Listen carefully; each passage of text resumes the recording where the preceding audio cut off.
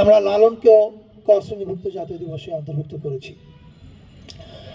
এটা আমরা অন্তর্ভুক্ত করার মাধ্যমে যে লালনকে অনেক বড় করেছি তা না, লালন নিজে বড়।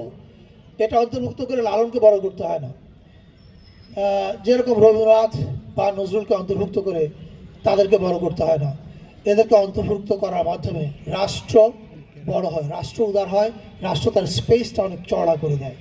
আমরা সেই কাজগুলো করার চেষ্টা করেছি, কিন্তু অবশ্যই বাংলাদেশকে আরও বহুদূর যেতে হবে যদি আমরা সত্যিকারের একটা টলারেন্ট ইনক্লুসিভ স্পেস তৈরি করতে চাই।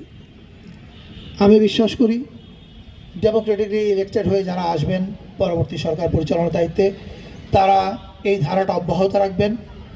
আমি শেষ করব শুধু একটা কথা বলে, আমাদের জুলাই পুনর্জাগরণ অনুষ্ঠান মালায় সারা দেশে আমরা নানান রকমের অনুষ্ঠান করছি, গান বাজনা, চলচ্চিত্র প্রদর্শনী, অনেক কিছু। কয়েকটা স্টেজে একই মঞ্চে, আমি জানি না এর আগে বাংলাদেশে এই ঘটনা কখনো ঘটেছিল কিনা, একই মঞ্চে সকালবেলা 3টা গ্রুপ ইসলামিক গান গেয়েছে, আবার দুপুরের বেলা উঠে র্যাপ গান গাচ্ছে, বিকেলবেলা রক গান গাচ্ছে।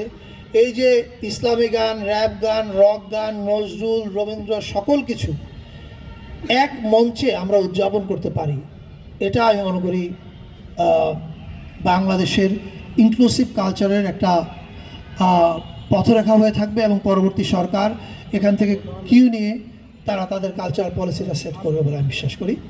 আপনাদের সবাইকে ধন্যবাদ। কবিতা উৎসবের সঙ্গে যারা জড়িত আছেন তাদের সবাইকে ধন্যবাদ এই আয়োজনের জন্য।